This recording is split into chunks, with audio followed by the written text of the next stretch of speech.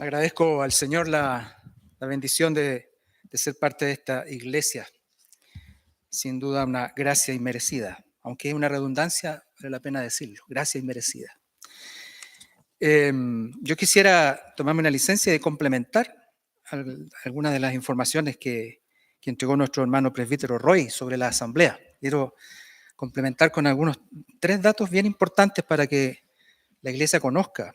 Nuestro pastor Rodrigo fue electo como subdirector del departamento presbiterial Planta, que está orientado a desarrollar proyectos de plantación de iglesias en nuestro presbiterio. Así que para que estemos orando también por nuestro pastor. En la asamblea se aprobó formalmente la organización de una nueva iglesia. La avanzada Dulce Refugio se va a constituir como la primera iglesia presbiteriana de Maipú. Así que también para que estemos orando por nuestros hermanos de Maipú, por su pastor, pastor Sebastián Romero, para que el Señor prospere en toda esa obra ahí en Maipú y sea justamente la primera iglesia de muchas otras que el Señor pueda levantar ahí en la comuna de Maipú. Y lo otro es que el presbiterio aprobó y está aquí con nosotros nuestro querido pastor Enoc Urrutia, aprobó formalmente su traslado desde el presbiterio sur al presbiterio centro. Así que ya le van a enviar la comunicación, querido pastor, pero el presbiterio aprobó su incorporación a este presbiterio. Ya es parte de nuestra iglesia local, pero el Señor también le ha bendecido a nosotros nos ha bendecido con la presencia también de nuestro pastor en medio nuestro. Así que 3 noticias que quería también complementar para que sigamos orando al Señor por el desarrollo de su iglesia. Bien, mis hermanos, les invito a que abran su Biblia en el Salmo 103, que ya leímos, pero con la ayuda del Señor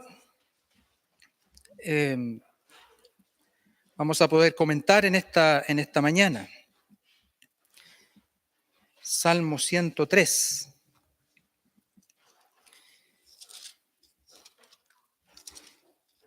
Hay muchas razones por las cuales alabar a Dios. De hecho, el día de hoy que estoy de cumpleaños, que no es otra cosa que, como alguien por ahí me puso ahí en el mensaje, una vuelta más al sol,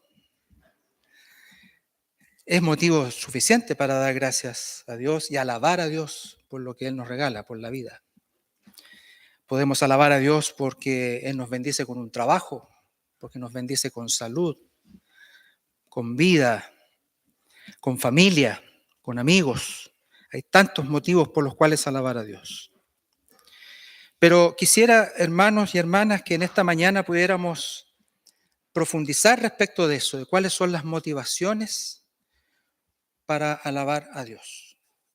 Esas razones profundas del corazón para alabar a Dios. ¿Por qué hemos de alabar a Dios? ¿Por qué venimos aquí? Estamos acá reunidos, cantamos himnos y expresamos en nuestras oraciones alabanzas y rendimos adoración a Dios. Con frecuencia pasamos por alto estas preguntas. No pocas veces venimos al culto de manera mecánica, porque es lo que hacemos todos los domingos. Con honestidad, cada uno de nosotros podría examinarse a sí mismo y concluir que en ocasiones, y esperemos que sean las menos, nuestra participación en la alabanza al Señor tiene un hito semanal, el culto, para luego casi desaparecer de nuestra cotidianeidad el resto de los días de la semana, salvo, por supuesto, los días de reunión del grupo pequeño. Volvemos a tener ese espacio. Hoy meditaremos en torno a las poderosas razones, las poderosas motivaciones para que la alabanza sea en nosotros un estilo de vida. Las poderosas razones que nos hagan comprender de que no es un acto que hacemos al alabar al Señor, sino que es una forma de vida. Y para que podamos cultivar la dedicación continua de nuestro ser entero a la adoración al Señor.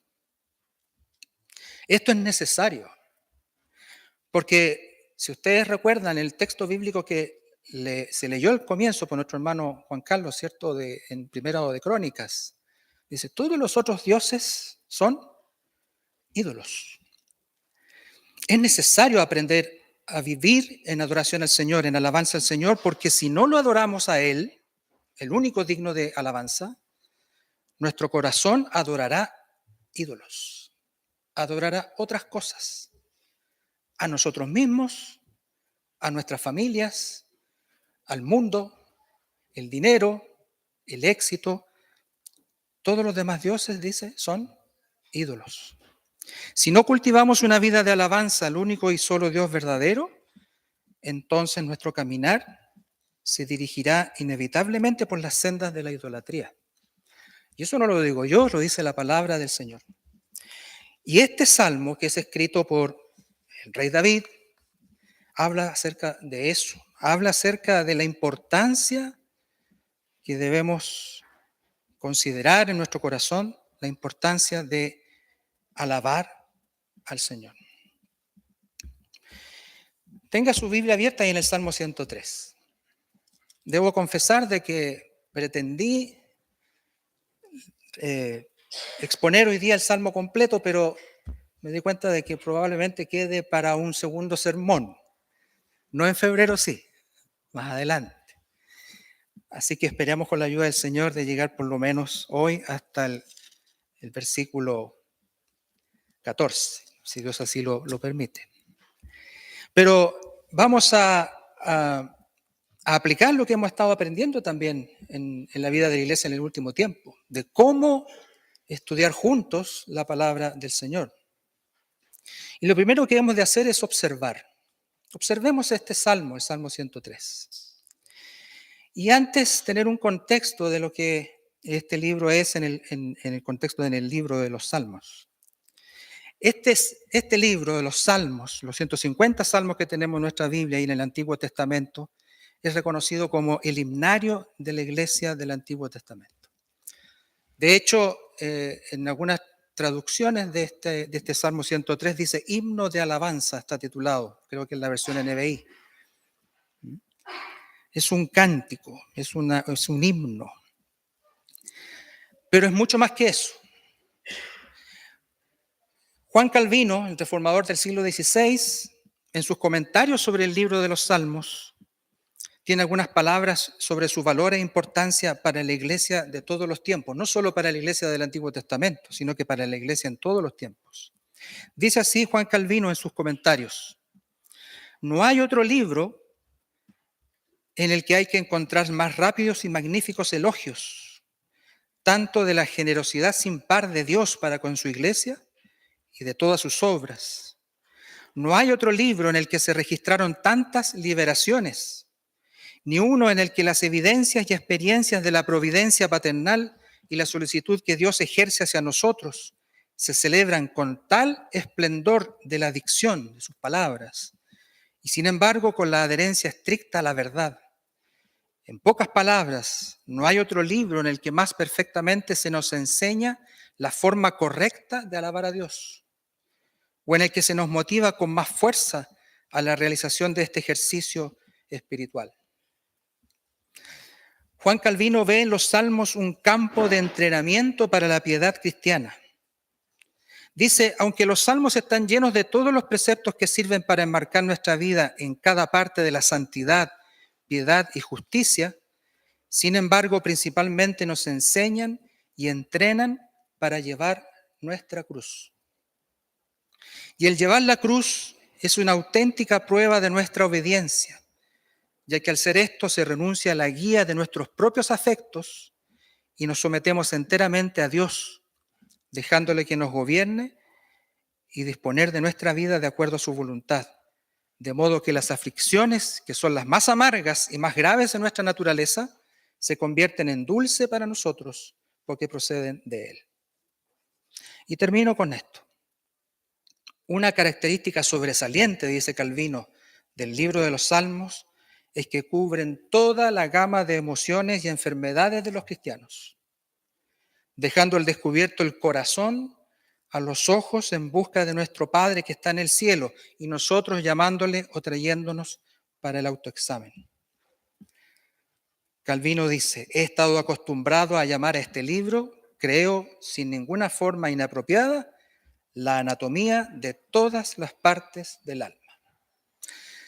Así que el que nos adentremos en estudiar los salmos, en leerlos con profundidad, que podamos extraer de él toda la riqueza que tienen, les animo a que lo tengan presente en estas vacaciones, a leer el libro de los salmos, y particularmente este Salmo 103, que ya leímos todos juntos. Este salmo es un salmo de David, rey de Israel, y la Biblia nos dice acerca de David que fue un hombre según el corazón de Dios. Fue escogido por Dios para reinar sobre su pueblo. Recibió de parte de Dios la promesa, la confirmación del pacto de que hablaba nuestro pastor Rodrigo en la recepción de miembros. Recibió la promesa de que de su linaje vendría el Mesías, el Rey eterno. Su vida es un testimonio de la gracia de Dios, con pasajes horrendos que la Escritura no esconde, de pecados y de sufrimientos, pero también con la poderosa obra del Espíritu Santo en la vida de este hombre, restaurándolo y afirmándolo para la gloria del Señor. El Salmo 103 es un cántico, una alabanza al Señor, y como tal refleja muy bien las emociones y pensamientos profundos de su autor. Por inspiración del Espíritu Santo, este cántico ha quedado también registrado para nosotros, para nuestra propia edificación y para nuestro crecimiento espiritual. ¿Tienen el Salmo 103 a mano? ¿Sí? Bien, veamos entonces, hagamos una observación panorámica de este texto. Después vamos a leerlo versículo por versículo. Pero observemos que tiene algunas particularidades. Primero, desde el punto de vista de a quién se dirige David con sus palabras. Tenemos que desde los versículos 1 al 5 se dirige ¿a quién? A sí mismo. Ya algo particular, ¿no? Es una peculiaridad de este salmo, que cuando uno lo lee, como que lo pasamos por alto, pensamos que nos están hablando a nosotros. ¿Ah? Como si nos estuvieran exhortando, me está exhortando a mí. Claro, es un efecto natural que nos sentimos interpelados por el salmo. Pero aquí, en los primeros 5 versículos, David está hablándole a sí mismo. Alma mía, dice, alaba al Señor. En la Reina Valera 60 dice, bendice, alma mía, al Señor. La NBI dice, alaba. Creo que es interesante hacer la distinción, porque nosotros bendecimos al Señor, alabamos al Señor de una manera muy distinta a como Él nos bendice, para que no nos confundamos. Cuando el Señor nos bendice, el que Él nos da de su gracia, Él hace todo por nosotros. Cuando nosotros bendecimos al Señor es una acepción distinta. Nosotros le rendimos todo el honor, la alabanza y la adoración al Señor. Y aquí David, el creyente, está hablándose a sí mismo, exhortándose a sí mismo a alabar al Señor. Entonces ahí tenemos una particularidad. Pero fíjense lo que pasa después del versículo 6 al 14, se dirige a nosotros, los creyentes, la iglesia, el pueblo de Dios. Les recuerda lo que Dios ha hecho por mano de Moisés, les recuerda que les dio su ley, les recuerda que Él les perdonó sus muchos pecados, que Él los sustentó, y Él habla de nosotros. David se suma a sus hermanos como pueblo de Dios. Del verso 15 al 18, nuevamente cambia y se dirige a ellos, a la humanidad, los que le temen y guardan su pacto, es decir, toda la humanidad, pero de entre ellos los que son escogidos por Dios, pero le habla a ellos. Y finalmente, de los versículos 19 al 22, se dirige a ustedes, a los ángeles, a los poderosos o los ministros, los ejércitos y las obras de la creación entera. Pero termina con un remate final igual al primer versículo. Bendice, alma mía, Jehová, alaba, alma mía, al Señor. Esta particularidad es propia de una literatura poética, es propia de una canción, es propio de la belleza de un himno como el que tenemos aquí. Y es muy significativa. Es como un torrente de profundas emociones que parten en la secreta intimidad del escritor, David en este caso. David, no olvides los beneficios del Señor. David, Él perdona tus pecados. David, Él sana tus dolencias, etc. Parte de la profunda intimidad del creyente, pero que después va creciendo y creciendo, confirmando la grandeza de Dios que cuida a su pueblo en primer lugar, como un padre, hasta la exaltación del señorío absoluto de Dios sobre todo lo creado. En lo más alto de la alabanza, finalmente retorna a la intimidad secreta del corazón. Alaba, alma mía, al Señor. Es una certeza inquebrantable, confirmada después de haber expresado todo lo magnífico que es nuestro Señor, de que no hay otra alternativa en la vida que alabar y adorar al Señor. ¿Hemos tenido esta experiencia, hermanos? ¿Hemos tenido esta experiencia de alabar así al Señor? Gracias damos a Dios por su palabra, pues al leerla podemos hacernos parte, junto con David, de esta maravillosa experiencia de alabar a Dios con sentido, con profundidad, con verdad y con reverencia delante del Señor. Si usted no ha tenido una experiencia así, lea la palabra del Señor, lea los salmos y hágaselos propios. Y el Señor nos bendice cuando así lo hacemos. Bien, vamos a interpretar estas enseñanzas que tenemos aquí. ¿Qué nos dice este salmo? ¿Qué es lo que el Señor quiere que nosotros aprendamos de este salmo? Y ahora sí que vamos a leer el texto versículo a versículo y leamos los primeros 5, donde David se habla a sí mismo. Leámoslos todos juntos, por favor. Salmo 103, del 1 al 5. Dice la palabra del Señor. Bendice, alma mía, a Jehová, y bendiga todo mi ser su santo nombre. Bendice, alma mía, a Jehová, y no olvides ninguno de sus beneficios. Él es quien perdona todas tus iniquidades, el que sana todas tus dolencias, el que rescata del hoyo tu vida, el que te corona de favores y misericordias, el que sacia de bien tu boca, de modo que te rejuvenezcas como el águila. Amén. Un llamado a mi alma a no olvidar ninguno de los beneficios del Señor. Por causa del pecado que aún permanece en nosotros, en los creyentes el pecado no tiene dominio, pero sin embargo batalla día a día para distraernos y llevar nuestro corazón a los ídolos.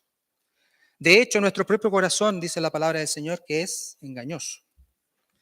El apóstol Pablo en el capítulo 7 de su carta a los Romanos se sincera.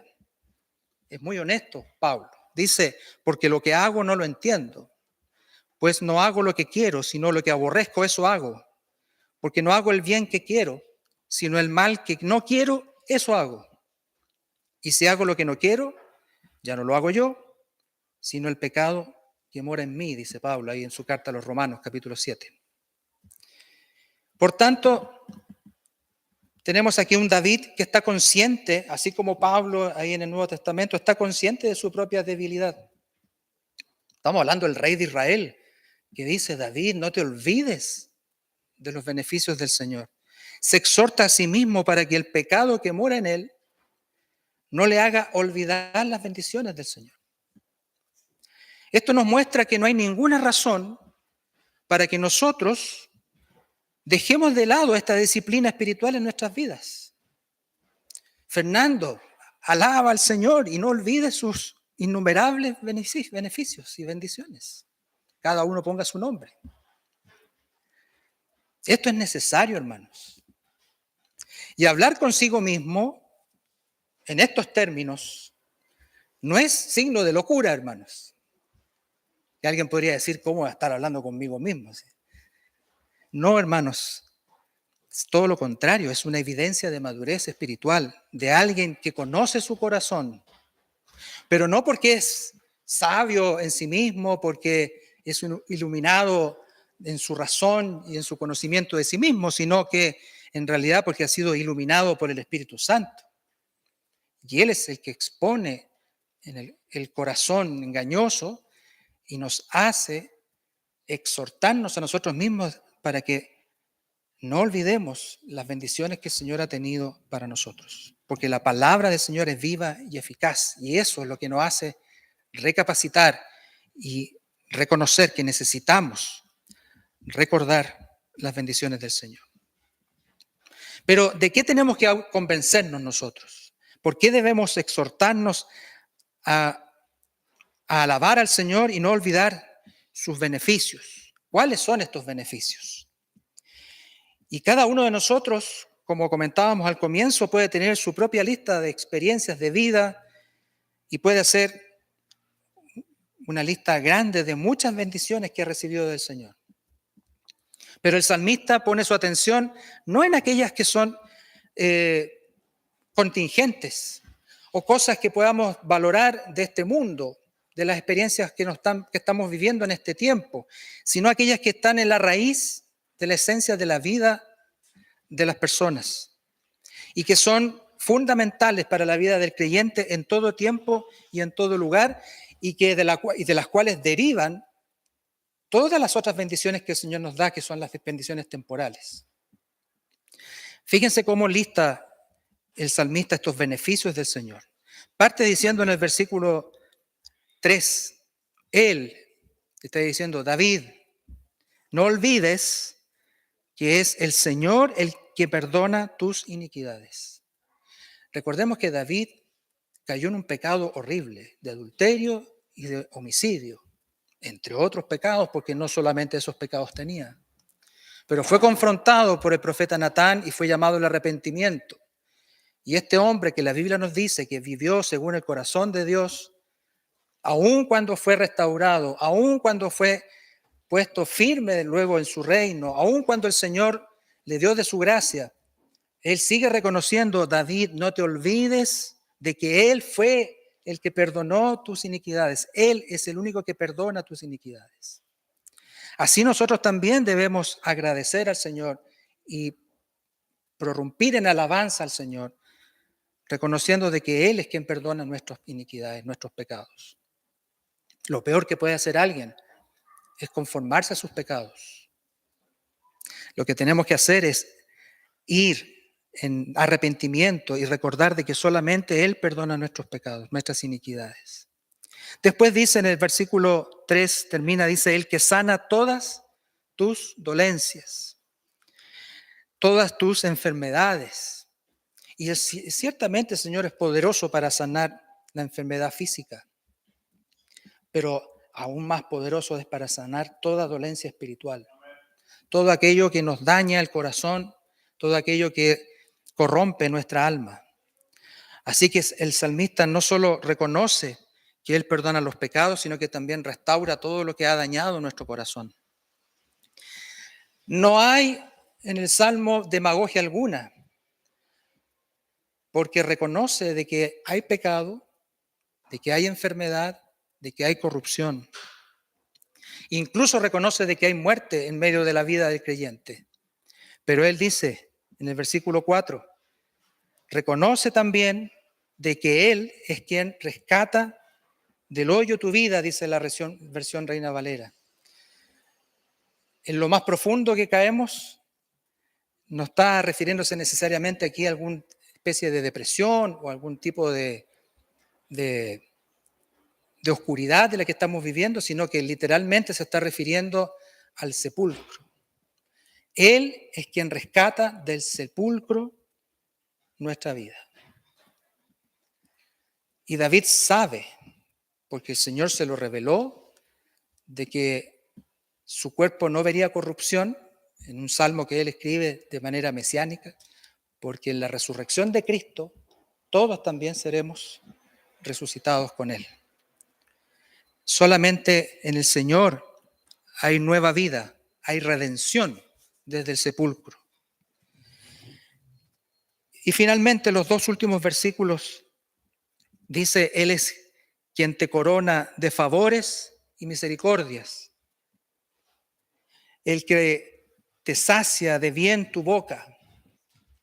Y termina, dice, de modo que te rejuvenezca como el águila. Esta referencia al águila, y que también la encontramos en el libro de Isaías, que dice que nos hace elevar alas como las águilas.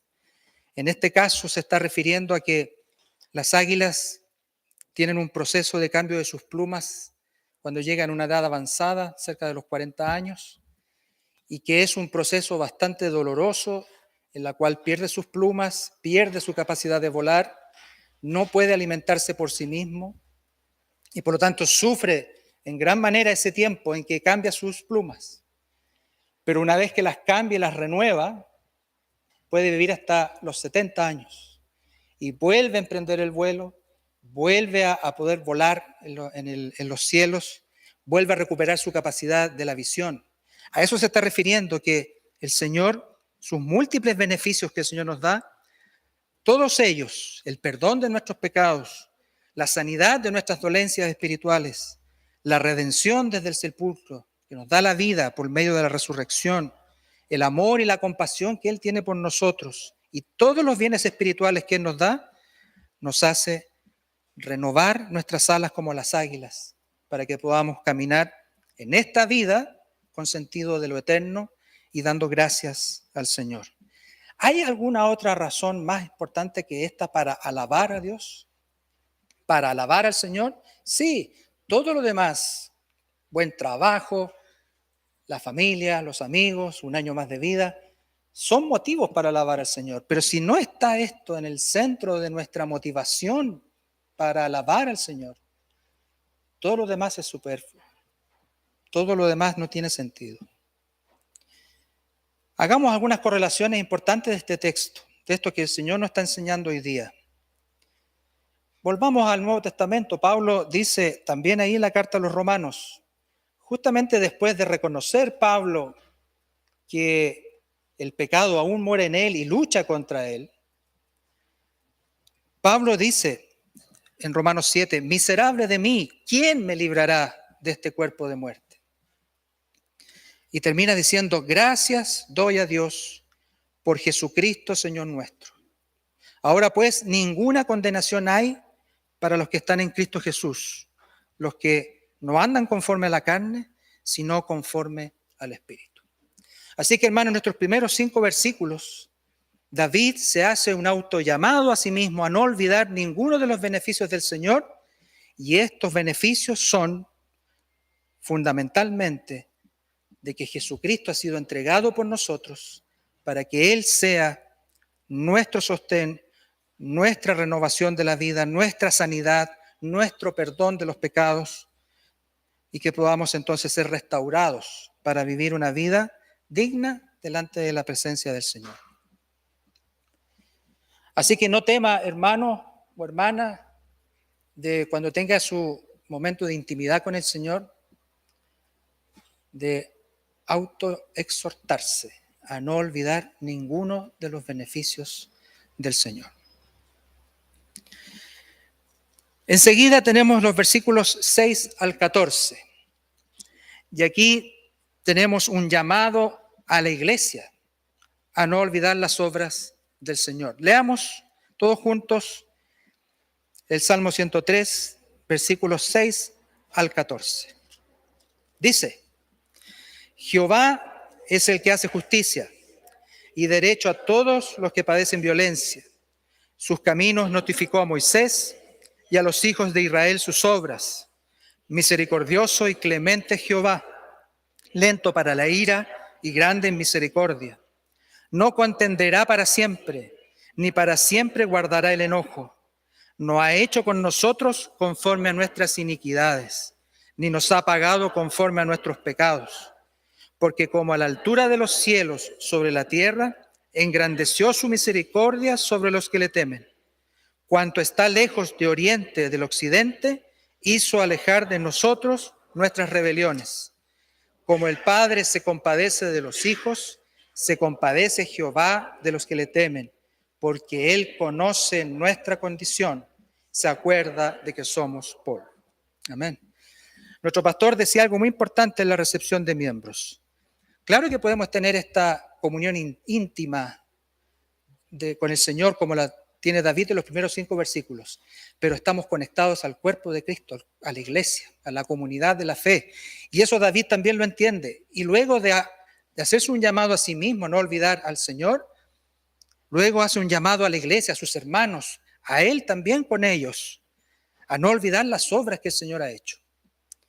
Y esta experiencia que es personal del creyente, inmersa en una experiencia comunitaria.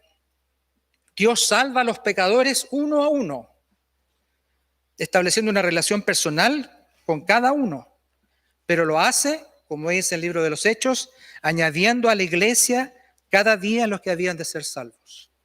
Somos parte de un cuerpo, la iglesia del Señor, la familia de Dios, y por eso David avanza en su cántico declarando que no solo las bendiciones espirituales que hemos recibido por medio de la obra de Cristo son motivo de alabanza y adoración a Dios de manera personal, sino que también hay motivos de alabanza por la maravillosa gracia que el Señor derrama sobre su iglesia, la que ha formado desde el comienzo de la historia de la redención. David está hablando de la iglesia del Antiguo Testamento.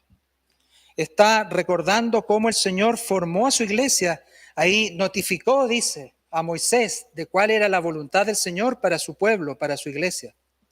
Pero sin duda esto también se extiende hasta nosotros, porque nosotros somos la extensión de la iglesia del Antiguo Testamento, el remanente fiel que el Señor ha llamado, ya no solo de Israel, sino que de todas las naciones del mundo, en Cristo, para ser un solo cuerpo, una sola iglesia, para la gloria del Señor.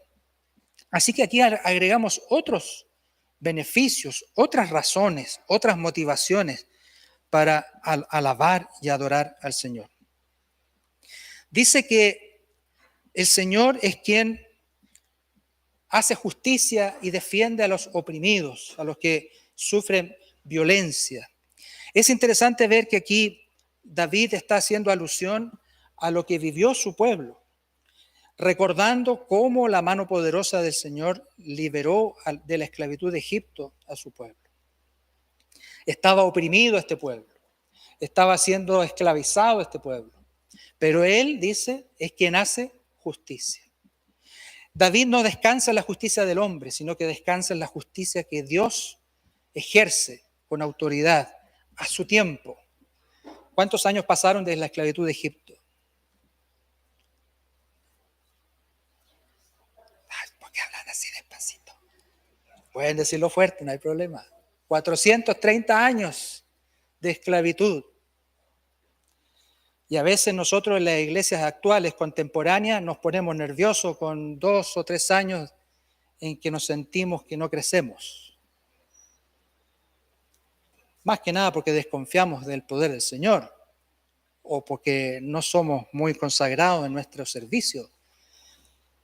Pero el Señor toma su tiempo, pero obra conforme a su propósito. 400 años de esclavitud.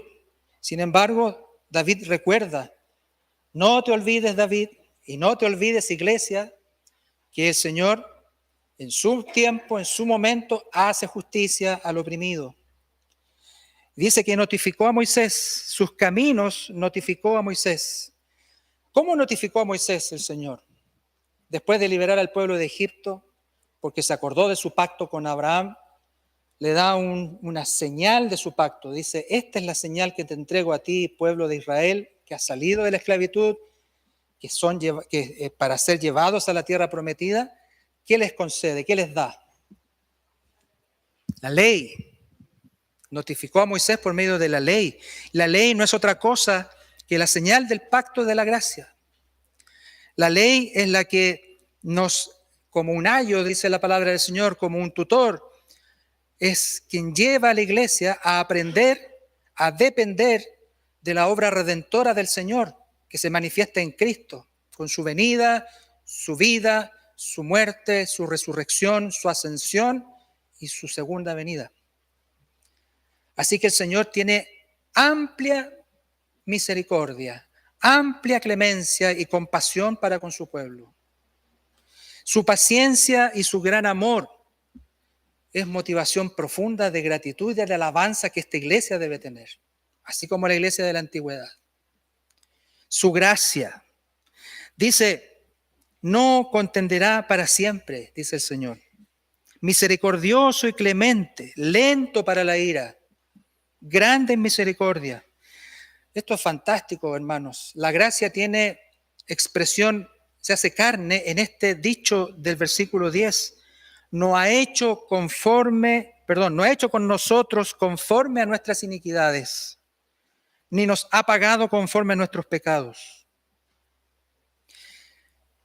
Su perdón, que es inmutable, y termina diciendo el texto, recordándonos que su misericordia es tan grande que ha hecho alejar todas nuestras rebeliones, como el oriente está lejos del occidente. Hay otro texto que dice que los pecados el Señor los perdona y los echa a lo profundo del mar, porque se olvida de ellos. Y esto no es otra cosa que la expresión de su maravillosa paternidad.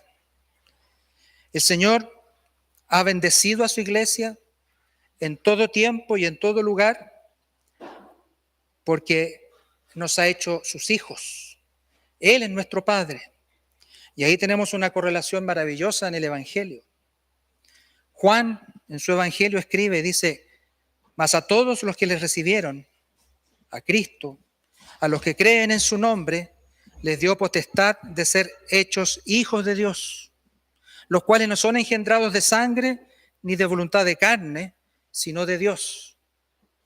Sí, hermanos, el Señor ha sido misericordioso y a su tiempo, en la plenitud del tiempo, envió a su Hijo Jesucristo para redimir a su pueblo de sus pecados. Esto que David lo veía a lo lejos, veía la promesa manifestada como figura, pero real, en la liberación de su pueblo de la esclavitud de Egipto y en el perdón de sus pecados, lo ve a lo lejos como la consumación del perdón eterno de Dios en Cristo. De esto escribe David, mirando hacia el pasado, las poderosas obras de liberación de su pueblo, y mirando hacia el futuro. El Señor no contenderá para siempre. El Señor perdonará, restaurará, y el Señor, como un padre, estará con nosotros y nosotros seremos sus hijos, somos sus hijos, porque hemos sido adoptados por medio de la obra de Jesucristo. En Cristo somos hechos hijos de Dios y miembros de la familia de Dios. ¿Por qué hemos de alabar a Dios? Y aquí algunas aplicaciones para terminar, y queda la deuda de los versículos 15 en adelante para una próxima oportunidad. ¿Por qué hemos de alabar a Dios? Porque los beneficios del Señor son tan grandes y maravillosos que al recibirlos por fe en Cristo, no hay otra manera de vivir en este mundo que en una constante alabanza y adoración al Señor. Hemos visto poderosas razones en estos versículos del Salmo 103, pero estas razones no harán nido en nuestro corazón y no darán fruto en nuestro corazón si primeramente no tenemos, o si meramente tenemos una comprensión intelectual de esto. Hay que dar un paso decisivo para expresar, de la misma manera que David lo hizo, ese llamado a alabar al Señor, ese llamado personal a cada uno de nosotros y a la iglesia a alabar al Señor. Y ese paso decisivo es rendir la vida entera a los pies de Jesucristo, el autor y consumador de la fe. Si hay un texto bíblico que pudiéramos en el Nuevo Testamento traer para ponerlo junto a este llamado de David, alaba al Señor, alma mía, al Señor, alaba, alma mía, al Señor, y no olvides sus bendiciones, podemos recordar cómo el apóstol Pablo en Romanos 12 dice, es necesario que demos un sacrificio vivo de todo nuestro ser al Señor. El autor a los Hebreos dice, sacrificio de alabanza es lo que el Señor quiere. No sacrificio de sangre, porque el Señor ya murió por nuestros pecados y Él ya hizo la obra. Pero por cuanto somos rescatados de la muerte, somos hechos parte de la iglesia, entonces debemos rendirnos en sacrificio vivo ante el Señor con todo nuestro ser, con toda nuestra alma, nuestro corazón, con nuestros bienes, con nuestras emociones, con todos nuestros conocimientos, ponerlos a los pies del Señor Jesucristo, el autor y consumador de la fe. ¿Quieres alabar al Señor en tu vida?